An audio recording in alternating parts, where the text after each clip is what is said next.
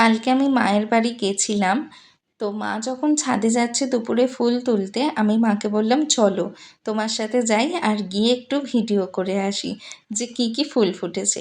এখানে দেখো একটা ছোট লক্ষ্মী জবা ফুটেছে আর একটা কমলা থোকা জবা ফুটেছে। এই ফুলের কালারটা কি অপূর্ব না। আমাদের ছাদে দেখো প্রচুর গাছ আছে, করবী, বিভিন্ন রকমের জবা, স্থলপদ্ম, লেবু গাছ, মাধবীলতা গাছ, আর আছে প্রচুর তুলসী। অনেকে বলে যে বাড়িতে নিজে থেকে তুলসী গাছ হওয়া ভীষণ ভালো।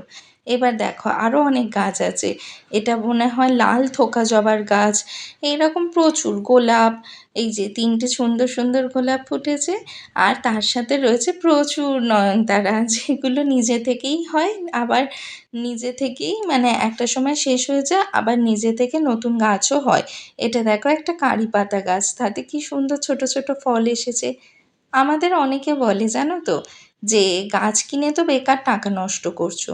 হ্যাঁ, আমি 2-3 মাস অন্তর অন্তর নার্সারিতে যাই, নিজের মনের মতো একটা দুটো গাছ কিনি। কিছু হয়তো আমি রাখলাম বা আমার মাকে দিলাম।